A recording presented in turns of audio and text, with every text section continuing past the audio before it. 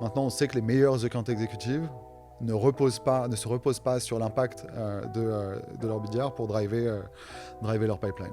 Pice est une déclinaison de Medpeak, soyons honnêtes. Parce qu'il y a une prise de conscience de plus en plus importante de la notion et l'importance de la gestion de sa réputation en ligne. En tant que leader, tu dois être humble face à la question du recrutement. Bienvenue sur le podcast de We Are Sales by DCS. Je suis Pierre Michel, cofondateur de l'agence Dreamcatcher Sales, agence experte en business développement B2B. Nous partons ensemble à la rencontre de personnalités inspirantes de la vente, entrepreneurs, directeurs commerciaux et top performers pour découvrir leur écosystème et pour se rappeler que nous faisons le plus beau métier du monde, celui de remettre l'humain au cœur du business. Aujourd'hui, j'ai le plaisir de recevoir Alexis Racca, Area Director de la superbe solution, on peut le dire, SaaS de veille et de social media intelligence, Meltwater. Alexis, très heureux que tu sois parmi nous aujourd'hui. Merci beaucoup Pierre-Michel, ravi d'être avec toi aussi et de passer ce moment ensemble. Eh ben, j'espère, si tu m'aurais dit l'inverse, j'aurais été un peu vexé. Alexis, avant de rentrer dans le vif du sujet, est-ce que déjà tu peux te présenter rapidement quel est ton périmètre de poste, quelles sont tes responsabilités et le nombre de personnes que tu manages sur quelle typologie d'équipe?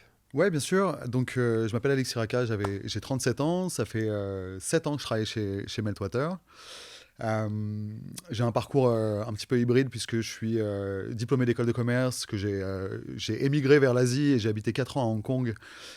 J'ai travaillé comme responsable financier dans une boîte de joaillerie à l'époque, mais c'était vraiment pour l'aventure humaine et entrepreneuriale.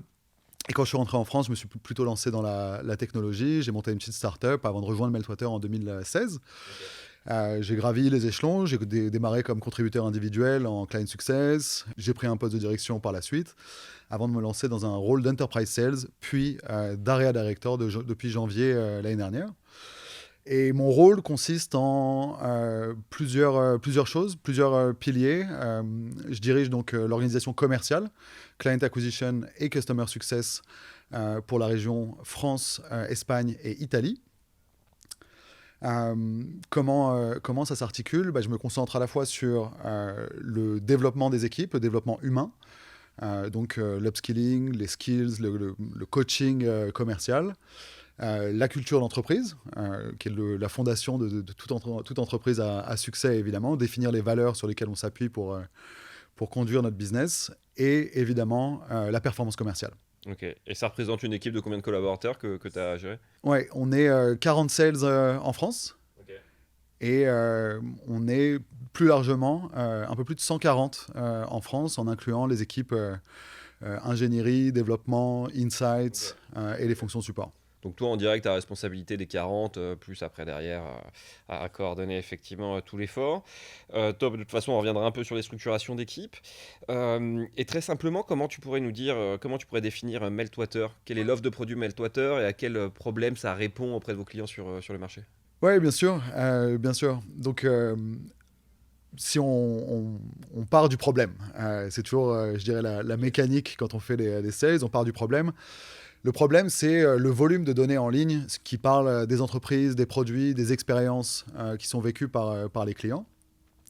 Le volume de data qui est présent en ligne rend la lecture de ces données très difficile pour les entreprises. Sans outils, c'est incroyablement compliqué pour une entreprise de savoir quelle est la perception de l'entreprise, de ses produits, des services qui sont proposés par les consommateurs. Et donc nous, ce qu'on propose, c'est une suite de solutions SaaS qui permet aux entreprises de veiller leur réputation en ligne, de collecter des données de millions de différents data points. Et on parle aussi bien des médias en ligne internationaux. Et donc là, on va parler de... tu vois, je sais pas, Le Parisien en France, New York Times aux US, et tous ces médias en ligne internationaux qui ont énormément d'influence sur la perception d'une marque, et tous les réseaux sociaux, les réactions et les conversations spontanées sur les réseaux sociaux. Et ça, agréger ces données, les traiter, les enrichir avec des algorithmes, ça permet de, je dirais, comprendre la réputation d'une entreprise. Donc c'est sur la MarTech, c'est vraiment comme de la BI. Ça te permet vraiment après derrière pour ces marques de faire de l'aide de la prise à la décision, de pouvoir mieux orienter leurs marques, comprendre leurs consommateurs, etc. Et c'est très orienté B2C ou il y a aussi une grosse activité B2B? C'est une excellente question. La plupart de nos très gros clients sont des clients B2C qui accordent énormément d'importance à la compréhension de leur audience. Mais on adresse également des clients B2B qui ont des concurrents à suivre, une réputation évidemment à maîtriser et un narratif à déployer. Parce qu'il y a aussi toute cette dimension influence, permettre aux clients de déployer leur communiqué de presse via Meltwater, leur social media stratégie sur les réseaux sociaux, etc. Après, je sais pas si c'est que ma perception par rapport à notre activité dans l'écosystème tech, mais en plus, j'ai l'impression que les boîtes B2B développent de plus en plus un média, de stratégie de communication, font de plus en plus de contenu. D'ailleurs, c'est ce qu'on fait avec We Are Sales. Ouais. Et c'est pour ça que je me posais la question, est-ce que pour vous, le B2B, c'est un secteur qui est en croissance ou ça reste quand même un peu plus à la marge par rapport au B2C? C'est quoi ta vision sur le marché, sur cette thématique? Je dirais que ça dépend de la culture de l'entreprise, de sa volonté de transparence et de la taille critique qu'on a besoin d'avoir quand on est une entreprise B2B pour, je dirais, déployer une stratégie de communication. Il y a plein d'entreprises B2B qui font 500, 1000 employés, qui ont un revenu qui est assez important, mais qui accordent assez peu finalement de considération à la gestion d'une communication en ligne ou ce genre de choses. En revanche, dès qu'on commence à être sur des parcs d'employés plus larges, il y a la nécessité de pouvoir recruter, d'être attractif sur le marché.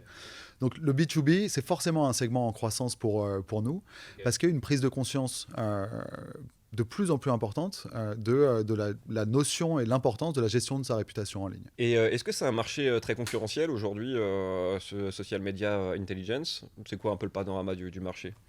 Je dirais que c'est un marché assez concurrentiel.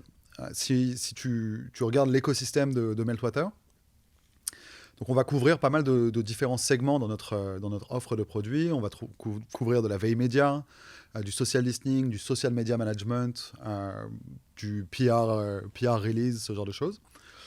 Et sur chacun de ces segments, on a des concurrents locaux qui ont une offre de service et une singularité qui peut plaire à certaines entreprises, et des concurrents globaux.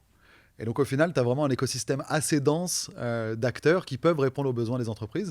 Ce qui fait notre force à nous, c'est vraiment le côté global company, global content, donc vraiment du contenu et de la data qui vient de partout dans le monde. Et donc on permet de particulièrement bien répondre aux use cases grande entreprise, enterprise use case.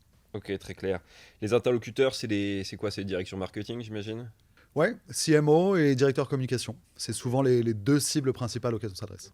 Et c'est un produit qui a évangélisé ou il y a déjà des budgets dans les entreprises? On a dépassé cette phase d'évangélisation. Ouais. Aujourd'hui, je dirais qu'il y a une prise de conscience assumée, une volonté assumée des entreprises d'être en gestion de leur réputation et de comprendre leur audience. Quand tu parles à des directeurs marketing aujourd'hui, ils ont une obsession, et elle est tout à fait normale, c'est cette customer obsession, comment je peux définir mieux les attentes de mon audience pour pouvoir les adresser avec une offre cohérente et pertinente. Tu es dans la boîte depuis 7 ans maintenant, donc ça commence à être un sacré parcours, donc j'imagine que tu as vu les différentes évolutions.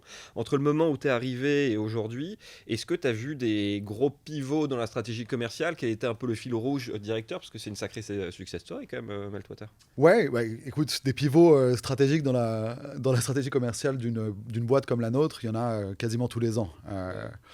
Je pense que si je retrace un peu le parcours de Meltwater, c'est une boîte qui a énormément fonctionné sur l'acquisition, de par justement la notion d'évangélisation que tu évoquais au préalable. Donc on faisait la majorité de notre business grâce à de l'acquisition. Puis après, on a transitionné vers un modèle land and expand, où on essayait de trouver de l'expansion sur nos comptes clients existants. Et aujourd'hui, vraiment, le cœur de la stratégie commerciale de Meltwater, c'est de s'adresser à des entreprises qui ont des besoins toujours plus complexes pour augmenter la valeur de notre ARR par client. Et on sait aussi que sur les segments enterprise, large, mid-market, le churn est beaucoup plus bas. Donc forcément, il y a la volonté de se concentrer sur le use case enterprise et sur je dirais, la réponse à ce use case-là, dont on sait qu'elle est cruciale pour pouvoir croître de manière durable et sur le long terme. Je reviendrai tout à l'heure sur la cible enterprise. On est aujourd'hui le 23 janvier 2024, pour ceux qui écoutent les épisodes un peu après. On fait le bilan sur l'année 2023. Comment vous l'avez vécu, vous, l'année 2023? C'était un peu le bordel dans la tech, il faut se le dire. Vous, dans votre secteur d'activité, c'est passé comment? Écoute, je trouve qu'on s'est bien défendu. Ouais. On s'est bien défendu. Ça a été une année challenging pour le secteur de la tech, en France, en Europe. Je Je pense que ça a été une année challenging pour l'économie de manière générale. Et donc, on a senti effectivement la contraction des budgets, la contraction de l'économie de manière générale, des contrats plus difficiles à défendre à certains moments. Mais on s'est très bien défendu. On a eu des taux de rétention sur notre segment enterprise qui étaient très bons. Je dirais peut-être un segment mid-market qui a un petit peu plus souffert. Okay. Mais de manière générale, on a réussi à produire une performance similaire à l'année précédente, mais avec une meilleure efficience et une meilleure profitabilité au sens large. Ok, bah, c'est beau, hein, parce que franchement, le nombre de cuts, de layoffs que tu as pu avoir sur le sujet effectivement de la Martech, ça a quand même piqué, ça a quand même piqué pas mal. Et justement, qu'est-ce que tu as appris là, de ces 2 dernières années par rapport à toutes les difficultés effectivement qu'on a pu vivre, et qu'est-ce que ça te donne envie de mettre en place pour 2024? Qu'est-ce que tu as appris finalement de ces dernières années? Écoute, ce que j'ai appris, c'est déjà de garder le cap, de faire preuve de résilience, d'être convaincu de la direction dans laquelle on va et de toujours faire autant d'efforts, voire plus que dans le passé. Parce que quand l'économie se contracte, c'est toujours le prestataire ou l'entreprise qui va faire l'extra mile, qui va gagner les business, qui va gagner la confiance des clients et sur le long terme, la confiance du marché. Donc la résilience, ça a été le mot-clé sur les 12-24 derniers mois. Et est-ce que cette résilience, elle était présente dans les équipes ou c'est quelque chose qu'il fallait leur apporter? Parce que moi, personnellement, j'ai l'impression que c'est quelque chose qui s'est perdu après les années 2020, 21, 22, dans lequel il y avait énormément de budget, sur lequel il y a des scores et des choix de contrat assez forts, que effectivement la notion de gain, de niaque, d'extra mile, comme tu le dis, a été plus difficile à remettre en place dans les équipes. Ouais, c'est vraiment une question de mindset. Je pense que c'est presque une question qu'il faudrait individualiser. Ça dépend vraiment du drive de chaque individu, des ambitions qu'il a pour lui-même, des perspectives long terme qu'il se définit pour lui-même. Alors justement, comment ça se gère la motivation dans les équipes? Qu'est-ce que tu peux mettre en place dans des équipes sales? On n'est que des sales, hein, sur notre média et des head of sales, donc on peut se dire les choses. On a tous des périodes up and down. Toi, c'est quoi tes meilleurs tips effectivement que tu mets en place dans tes équipes? Est-ce que c'est des challenges? Est-ce que c'est je sais pas, c'est des super pitchs sur lesquels on rappelle la vision? Est-ce que c'est des séminaires? Est-ce que c'est des outils? C'est quoi pour toi les meilleurs leviers pour amener de la motivation dans les équipes? C'est tout ça à la fois, Pierre-Michel. Ouais, mais là, tu vas pas m'aider. Tes meilleurs tips à toi. C'est Tu tout dois ça à en la choisir un fois. ou deux. C'est la vision, le vision setting, définir les objectifs qu'on chasse ensemble. C'est super important. Je pense que et puis mesurer le progrès trimestre après trimestre Faites des petites victoires, quoi. vers ces objectifs-là, évidemment. Moi, j'ai toujours été drivé par l'instinct de compétition aussi. Faire mieux que ce que j'avais fait l'année précédente, faire mieux que mes homologues dans les autres pays, dans les autres areas de Meltwater. Je pense que le drive, l'instinct de compétition, c'est des éléments qui sont très importants aussi dans le monde des sales. Et après, la culture, le côté teamwork, on travaille ensemble, on travaille pour le bien et le revenu de l'entreprise, mais parce qu'on sait que si on fait du bon job ensemble, ça va ouvrir des perspectives, des nouveaux rôles, tu vois, des perspectives excitantes pour chacun. Je pense que ça, c'est important de communiquer ce message-là. Ok, donc recréer un peu un team spirit avec un esprit de conquête et y aller tous ensemble, quoi. Ouais, je pense que l'oubli de soi, dans le monde de l'entreprise, parfois, ça peut être aussi une clé de succès. C'est évidemment que je dois penser à mes intérêts personnels, à mon modèle de compensation, notamment quand j'occupe une fonction commerciale, c'est une évidence. Mais savoir mettre son énergie au service de son équipe, c'est souvent ce qui accélère les carrières dans le monde des sales. Tu me parlais tout à l'heure effectivement qu'en stratégie 2024, il y avait une stratégie de premiumisation de comptes, c'est-à-dire aller sur l'enterprise. Dans tes équipes, est-ce que justement tu les as structurées par rapport à la taille des comptes à adresser? Si oui, quelle est la structuration? C'est quoi un peu le cycle de vente sur l'enterprise? Excellente question. C'est notre segment enterprise, il est défini par, je dirais, des données firmographiques sur la taille de l'entreprise, le revenu qu'elle génère et le nombre d'employés. Okay. Ça, c'est un premier critère qu'on prend en compte. Et naturellement, la dépense avec Meltwater est un deuxième critère qu'on prend en compte.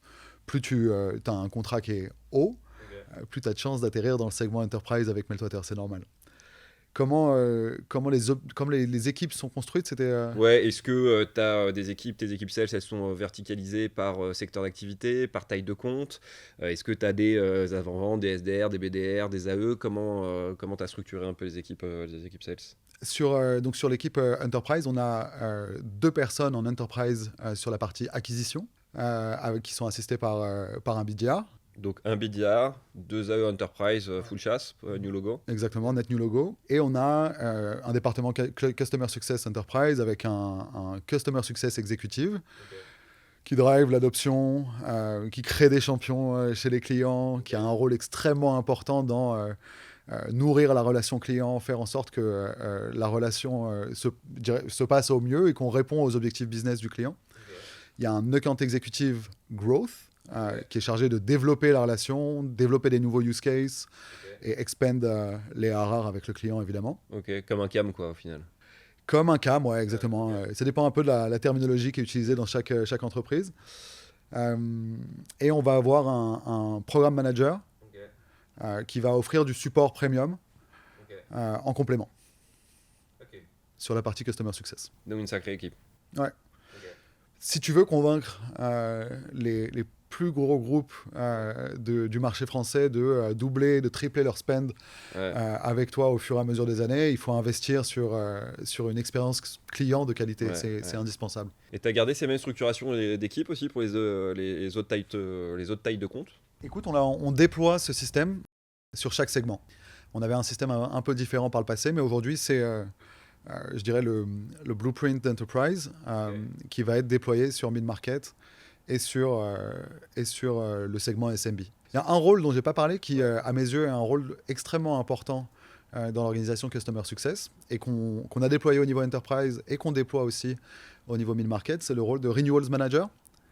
Et c'est quelqu'un qui est, je dirais, expert de la négociation commerciale et qui va faciliter le processus de renouvellement en Customer Success.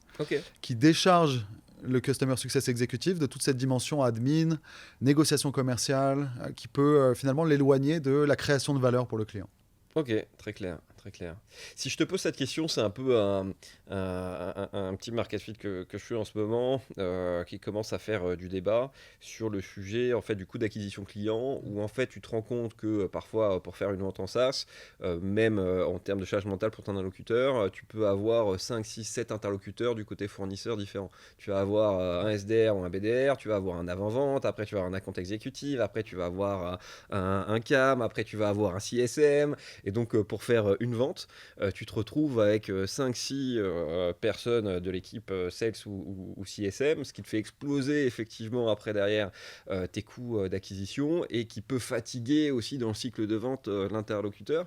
Donc je voulais avoir ton point de vue sur ça. Bon, sur Enterprise, ça se comprend, mais sur des cibles mid-market, est-ce que cette structuration te semble toujours aussi pertinente, puisque c'est celle qu'on défendait ces dernières années? Ouais, c'est intéressant comme question et comme questionnement, c'est sûr. Non, ça me rappelle à une étude que j'avais lue des marketeurs de Gong, qui parlait de ce concept de la discovery fatigue qui était exprimé par les acheteurs. Ils disaient, on exprime nos besoins au BDR, on répète ces besoins-là à l'account exécutif, on finit, si on signe le contrat, par le répéter au Customer Success Manager qui prend la suite. Et on a le sentiment que l'amélioration, qu'il y a une possibilité d'améliorer la transmission de l'information. En tout cas, c'est ce que l'étude désignait. Je pense que sur les segments mid-market, tu peux être plus lean que ça. Tu peux avoir... moi, j'aime bien le concept d'avoir un account exécutif qui est vraiment coordinateur de projet et qui s'appuie sur des ressources, typiquement un product spécialiste, quelqu'un qui va l'accompagner sur la démonstration et qui va vraiment être owner d'une partie du process commercial. Mais le compte exécutif est le CEO du compte qui le prospecte, et c'est lui qui coordonne les ressources autour de lui pour proposer une expérience d'achat de qualité aux clients. C'est vraiment comme ça que je vois un processus d'acquisition efficace. Le BDR peut évidemment avoir de l'importance pour initier la conversation, le process commercial. Maintenant, on sait que les meilleurs account executives ne se reposent pas sur l'impact de leur BDR pour driver leur pipeline. Ouais, absolument. Euh, Autre sujet, on l'avait évoqué rapidement quand on s'était eu au téléphone la première fois. On discutait un peu tous les deux, effectivement, du taux de churn qu'il y avait actuellement sur le marché. Euh, c'est quoi pour toi, en fait, les raisons du churn de manière effectivement générale dans la Martech? Et c'est quoi les leviers que toi, tu travailles justement pour limiter ce taux de churn qui n'a jamais été aussi fort en 2023 que les années précédentes? Il y a beaucoup de raisons au churn. Et on fait une analyse du churn quarter après quarter. Évidemment, c'est extrêmement important de faire ce pas de recul et d'essayer de comprendre ce qu'il y a derrière ce churn. Pourquoi ce client qui m'a fait confiance il y a 1 an, il y a 2 ans, il y a 3 ans, qui a travaillé avec mon service, s'est éloigné de la proposition de valeur pour laquelle il avait signé initialement. Je pense que si tu regardes l'année 2023, il y a des facteurs externes qui sont la contraction de l'économie, comme on l'a évoqué préalablement. Mais est-ce que tu peux vraiment te cacher derrière ces facteurs externes pour expliquer ton attrition? Je pense que quand tu drives une organisation commerciale, c'est quelque chose que tu peux évoquer rapidement, Ouais. mais tu passes très rapidement dessus. Ouais. Et tu te concentres sur comment j'améliore l'expérience de mon client, comment je nourris des champions chez mon client, comment je sécurise mes comptes stratégiquement. La loi de Pareto aussi, 20-80, est-ce que j'ai une bonne maîtrise de mon portfolio et est-ce que je sais où passer mon temps et quel client prioriser? Ok, top. Donc, première raison du churn, climat macroéconomique, tension. Quelles seraient pour toi deux autres raisons effectivement du churn qu'on pourrait analyser et améliorer? Tu es forcément obligé de parler du product, du produit et du fit entre le produit et le service qui est proposé au client et le pain, le problème qu'il souhaite régler. Donc, forcément, il y a cette question-là qui se pose, à quel point le product évolue pour répondre aux enjeux du client, des enjeux notamment dans la Martech qui évoluent tout le temps avec l'émergence de nouveaux canaux, l'émergence de nouveaux réseaux. Et après, en tout cas, je pense qu'en tant que leader sales, tu dois le plus possible te concentrer sur comment mes ressources sont mises à disposition au service de l'expérience client. Et comment tu peux faire en sorte que les responsabilités qui sont données aux équipes de Customer Success soient claires, qu'elles aient une mission définie, claire, avec un modèle qu'elles peuvent répliquer sur tous leurs comptes du portfolio. Et justement, dans cet objectif d'apporter une expérience client de qualité, comment tu fais communiquer la partie client et la partie CSM? Assez simple, mais il y a une transmission d'informations qui est templatisée grâce à un formulaire qui, je dirais, retrace un certain nombre d'éléments qui sont clés pour que le Customer Success Manager derrière puisse avoir une bonne compréhension des enjeux du compte et des raisons pour lesquelles le client a signé avec nous. Ok, donc pas de frustration à ce niveau-là. C'est comme tu peux avoir parfois quand tu as des grosses équipes SDR et à compte exécutive. Donc ça, c'est plutôt cool. En termes de sales stack, est-ce que toi, il y a des outils SaaS que tu utilises pour tes équipes, des CRM, des outils de grosses, etc., qui t'ont marqué sur 2023, que tu as mis en place ou que tu aimerais mettre en place et qui apportent vraiment de la valeur dans les équipes? Si je devais, on en a un certain nombre, des solutions, des outils pour nous aider à vendre, mais si je devais en sélectionner un, ce serait vraiment Gong, Ouais. l'outil d'intelligence conversationnelle qui permet de coacher ses équipes, en fait, tout simplement. C'est incroyablement utile. Ça permet de donner du honest feedback, du feedback honnête sur la qualité des conversations commerciales. Et j'encourage tous les managers qui le peuvent à enregistrer les calls de leurs équipes et se poser avec un membre de leur équipe une fois par semaine ou une fois toutes les 2 semaines, revoir un call ensemble et déjà proposer à la personne qui a conduit le call de s'auto-évaluer. Ouais.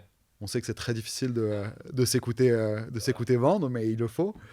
Et après, ça te permet, toi, en tant que manager, de donner du feedback de manière honnête, constructive, dans l'intérêt de la personne que tu manages. Et surtout, en essayant de donner des points d'action activables derrière, quoi. Vous utilisez une méthodologie de vente particulière, je sais pas, Spin, Medic, Spice. Ouais, Spiced. On était sur Medic, on est sur une variation de Medic qui est Spiced. Ouais. Et Tu peux pitcher rapidement la différence pour ceux qui connaissent pas? Le Spice, c'est un framework qui est assez simple à déployer et qui part de la situation du client. Le P vaut pour le pain, le problème qu'on s'apprête à régler pour le client. L'impact, en le divisant en impact rationnel et impact émotionnel. L'impact rationnel, ça peut être la perte de temps à consacrer à une tâche en particulier. La perte émotionnelle, c'est que je perds de l'engagement dans ma fonction professionnelle parce que je n'ai pas d'outils adéquats pour accomplir ma mission. Après, il y a le critical event qui est souvent un déclencheur dans un process commercial. Et le D, c'est le decision making process. C'est comment je navigue les différents stakeholders qui sont impliqués dans le processus de décision. Et ça, quand vous avez changé de méthodologie de vente, après changer, bon, j'imagine c'est des ajustements un peu à la marge pour donner un peu plus de visibilité sur ça. Est-ce que vous avez retravaillé, redessiné le cycle de vente? Pas réellement, puisque notre process de vente était designé sur Medpeak initialement, et que Spice est une déclinaison de Medpeak, soyons honnêtes. À mes yeux, en tout cas. Je ne sais pas si c'est confidentiel ou pas. Ça l'est.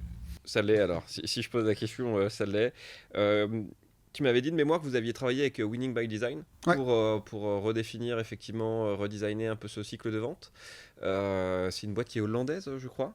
C'est quoi ton expérience avec eux? Est-ce que tu conseilles aux VP, aux Head of, à ceux qui ont ces responsabilités, effectivement, de passer par des boîtes de conseil pour prendre un peu de recul sur leur cycle de vente? C'est quoi ton expérience à toi? Parce que ça se fait assez peu en France, ça commence à se faire.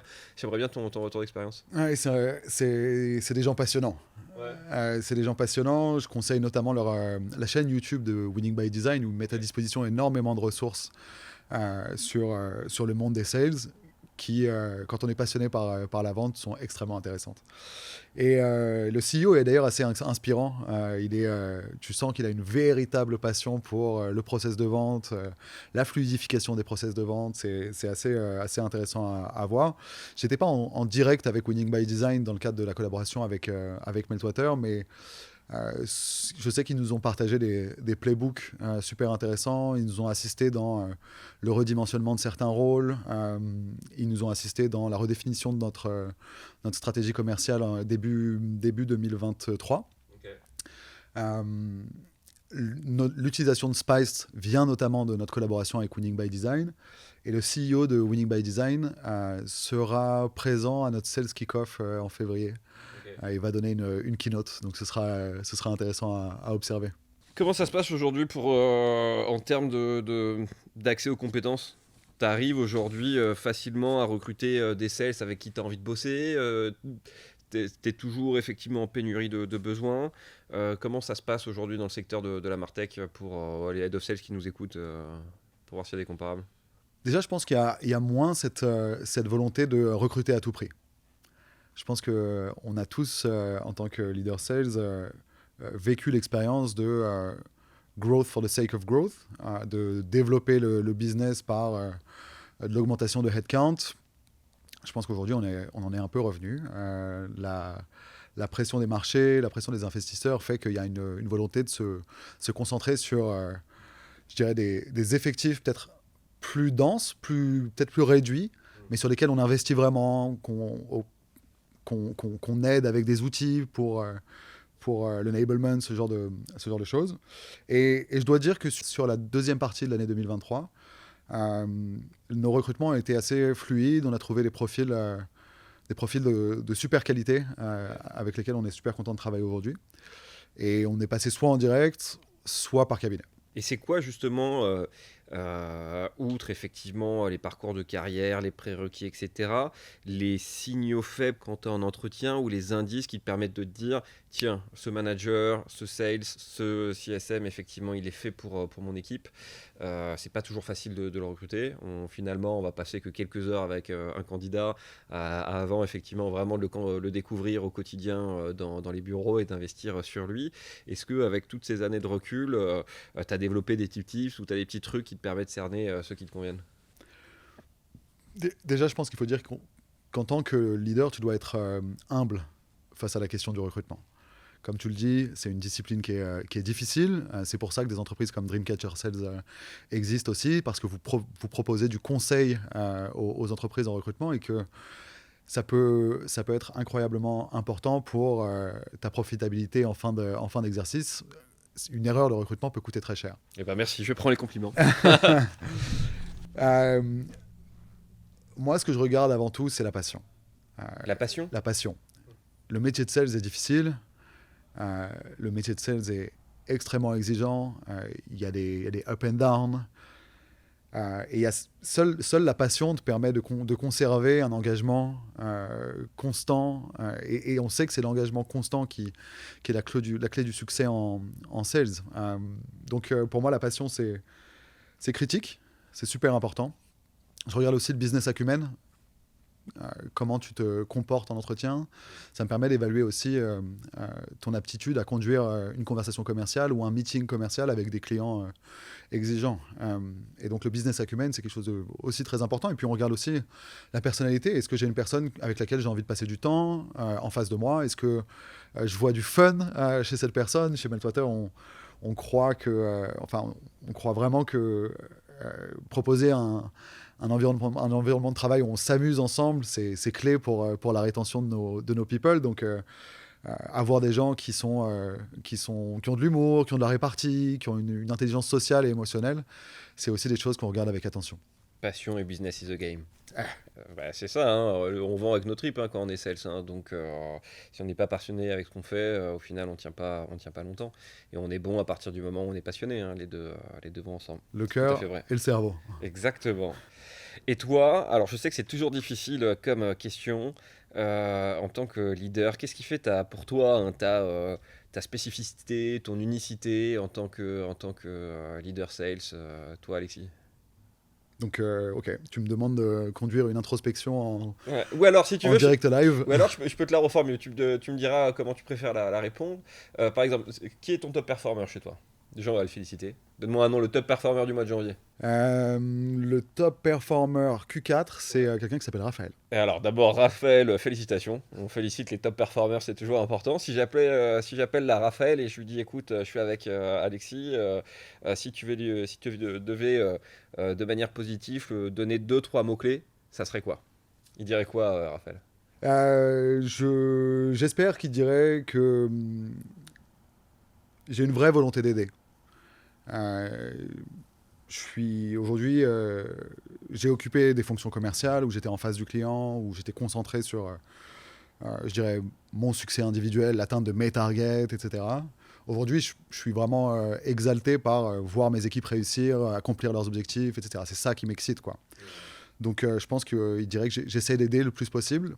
Donc, je suis une ressource. Je pense qu'il dirait aussi que j'essaie d'être relativement humble. Il y a pas mal de choses que je ne sais pas et je le reconnais.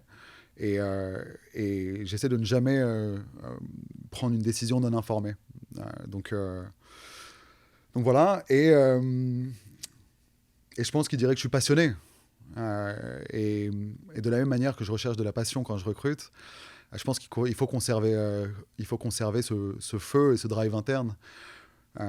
Aujourd'hui, je suis passionné par le développement de l'entreprise, mais aussi passionné par les carrières qu'on peut dessiner pour des personnes dans mes équipes, et passionné, au-delà de ça, par le développement des individus.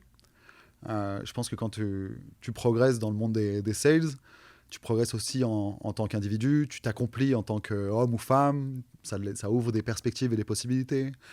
Les plus grandes joies de mes années de manager, c'est de voir des jeunes de 25-26 ans s'acheter leur premier appartement avec les bonus qu'ils avaient fait grâce à Meltwater. Je trouve que c'est extraordinaire pour un manager. Justement, dans ton parcours, toi, tu as gravi énormément d'échelons, tous les échelons quasiment. Il t'en reste quelques-uns encore à gravir chez Meltwater. Peut-être qu'un jour, tu leur feras une LBO, on ne sait jamais. Quel conseil tu donnerais justement aux sales ou aux CSM qui gravissent les échelons et qui se mettent à manager, puis après diriger leurs anciens collaborateurs? Ça, c'est des sujets qui sont assez récurrents et qui nécessitent de l'accompagnement. Quels sont les pièges à éviter? Quelles seraient les recommandations effectivement que tu pourrais faire par rapport à ton expérience? Parce que c'est pas toujours aussi simple que ça. Le piège à éviter, c'est de vouloir, je dirais, soit tout faire tout seul, soit diriger sans écouter. Et je pense que ça peut être un piège dans lequel certains managers tombent, quoi. Euh, Quand on est manager, quand on est leader sales, il faut être très à l'écoute, il faut être humble, il faut fixer des caps, il faut fixer des directions et des practices. Mais il faut aussi être à l'écoute et humble face à ce que les personnes qu'on manage nous remontent, quoi. C'est super important. C'était quoi la plus grosse dinguerie sales que tu as eu en 2023? Là, c'est la question que je pose en ce moment, parce il y en a tellement eu. La plus grosse casserole, ou à l'inverse, le plus beau succès, le plus beau deal que vous avez closé sur 2023? Ouais, moi j'ai toujours été marqué par les ventes de dernière minute. Ouais. Tu sais, ces contrats que tu es capable de créer dans la dernière semaine avant closing et que tu rentres en closing day et qui sauvent soit ton quota individuel, soit le quota de l'équipe, ça, je trouve que c'est des moments qui sont rares et qui sont des moments de célébration dont je me souviens. Et après, en termes de casseroles, on a eu une ou deux casseroles l'année dernière qui ont été dures à accepter. C'est des contrats qui sont très avancés dans le sales process, où on a un accord verbal, un accord commercial et qui saute au juridique, tu vois, où on n'arrive pas à se mettre d'accord avec le client d'un point de vue terme, d'un point de vue contrat, d'un point de vue légal. Et le contrat saute à ce stade-là, et là, il faut l'encaisser, quoi. Ah, dur. Ah ouais, quand la compliance s'en mêle, Et, t'as les allers-retours à ce niveau-là. exactement. Aïe, aïe. Et comment tu gères après derrière avec l'AE là, qui s'est tapé les 6, 8, 9, 10, 12 mois de cycle de vente pour un peu lui remonter le moral, parce que ça pique ça. Ça nous est tous arrivé quand la compliance s'en mêle. On l'a tous vécu, ce contrat dans lequel tu crois, et tu as tout fait pour le faire entrer. Et pour une raison qui est hors de ton contrôle, il ne rentre pas. C'est dur, mais il faut l'accepter. C'est le business. Le business est fait de bonnes surprises parfois, et il faut savoir les apprécier. Ça te permet aussi de compenser, je dirais, les difficultés que tu peux rencontrer et les mauvaises surprises de ce style. Un sales envie de rentrer chez Meltwaters, et où il rejoint ton équipe. C'est quoi le meilleur conseil que tu as envie de lui donner pour cartonner chez toi et faire une belle carrière chez Meltwater? Ce serait quoi les recommandations que tu lui donnerais? Ouais, sois incroyablement curieux, au-delà du raisonnable, et travaille très dur. Ça paraît simple, mais c'est tellement pertinent. Faut travailler dur. Voilà. Faut se redire les choses de manière complètement claire. Tu veux du succès, travaille dur. Enfin, je pense que avant d'arriver au stade de confort dans l'exercice de ta fonction, dans l'exercice de ton poste dans le SaaS, il y a vraiment beaucoup, beaucoup de hard work derrière toi, quoi. Donc, écoute, toutes les personnes qui sont arrivées à des rôles de management ou de leadership sont soit extrêmement brillantes, soit très hard worker. Ou les deux en même temps. Ou un peu des deux. Allez, deux dernières questions. La première, parce que c'est quand même aussi un peu les actualités buzz du moment, surtout dans ton secteur d'activité. Ouais. L'IA, game Ouais. changer ou effet soufflé? Ouais, game changer. Game changer, Game dis changer, donc. game Parce changer. question orientée, t'as quand même un concurrent dans le secteur qui est passé au journal de TF1, Ouais, au premier licenciement c'est vrai économique que tu as raison. dû à l'IA. C'est Donc vrai. je me devais de te poser cette question. Non, non, bien sûr, game changer, on sait que l'IA générative va accélérer les process, va accélérer le time to insight, accélérer les prises de décision. Ceci étant dit, nous, on a le sentiment que l'intelligence humaine a toujours énormément de valeur. Euh, et tu vois, on travaille pour des très grosses boîtes françaises sur du consumer insights. Et notre software est évidemment alimenté par des mécanismes auto-apprenants, de l'intelligence artificielle, ce genre de choses. Mais on propose aussi, en complément, des services, du reporting, etc., qui sont faits par des insight managers, des analystes, qui vont rentrer dans la data et proposer justement cette couche d'analyse humaine. Donc évidemment, game changer, mais ça n'empêche pas que l'intelligence humaine a encore énormément de valeur. Donc en fait, pas d'autre choix que de l'intégrer effectivement à vos outils, mais ce qui donne encore plus de valeur finalement à la notion d'analyse qui doit être encore supérieure par rapport à ce qu'elle était avant pour continuer effectivement qu'elle soit intéressante pour vos clients. Ça doit être une sacrée pression justement pour vos analystes, parce qu'ils doivent élever leur niveau de jeu, ou justement l'IA leur permet d'élever naturellement leur niveau de jeu. L'IA leur fait clairement gagner énormément de temps, ce qui leur permet de se concentrer sur la qualité, plus seulement de l'analyse, mais aussi des recommandations qu'ils sont capables de proposer à nos clients. Dernière question, Ouais. malheureusement, j'aurais aimé encore t'en poser plein, mais c'est pas grave, on se prendra quelques verres et puis je les garderai pour moi. C'est l'avantage. Mais j'adore en fait cette interview et je le dis à ceux qui nous écoutent, c'est extrêmement égoïste, ça me permet de monter en compétences, donc j'espère que ceux qui les écoutent aussi par ricochet Je suis flatté. leur permettent Je suis flatté. aussi. Si je devais interviewer une personne après toi, ça serait qui? Est-ce que tu as un nom qui te vient en tête? À part Hmm. Raphaël qui nous donne ses secrets pour le top performer. Est-ce que tu as déjà eu Clément Boulet? Non. Ouais. Qui est DG d'une entreprise de la fintech qui s'appelle TrueLayer, Ok. qui est un de mes amis. Eh ben écoute, Clément Boulet, ne sois pas étonné si je te passe un call ces prochains jours pour qu'on s'organise un petit meet pour un podcast. Je viendrai introduit par Alexis et comme on sait quand on est sales, la meilleure chose est d'être introduit pour obtenir ce qu'on veut. Ça c'est top. C'est un warm lead. Yes. Alexis, un énorme merci pour notre échange, Merci à toi. très ouvert, très transparent. Merci à nos auditeurs We Are Sales, toujours plus nombreux. On va avoir une année 2024 incroyable, après une année 2023 de dinguerie, année stabilisation marché 2024, où bah, en fait là les enjeux de boîte vont se faire par rapport à notre capacité de résilience, d'envie, d'ambition, de passion, de capacité à s'amuser pour aller défoncer effectivement tout ce qu'il y a à défoncer en termes de closing et de deal. Ça va faire du bien, on va refaire sonner les dongs. Bravo pour ton aventure chez Medwater. Euh, je profite aussi derrière de ce podcast pour annoncer, on le refera, que sur tout au long de l'année 2024, on lance effectivement les ateliers Prospective Sales, des ateliers où on se réunit à 6-7 DIRCO sur des thématiques extrêmement précises, Ouais. comment gérer les cycles de vente longs et complexes, comment utiliser l'IA pour contacter effectivement nos prospects, parce qu'on pense, donc on réunit une cinquantaine de Head of Sales dans ce projet, parce qu'à 50 cerveaux, on va bien trouver des trucs fun à faire pour ces prochaines années. Sur ces belles paroles, je vous souhaite à tous une très bonne journée, une très bonne soirée ou une très bonne nuit, ça dépend à quelle heure vous nous écoutez. Et à très bientôt sur le média de We Are Sales by Dreamcatcher Sales. Merci beaucoup, Pierre-Michel.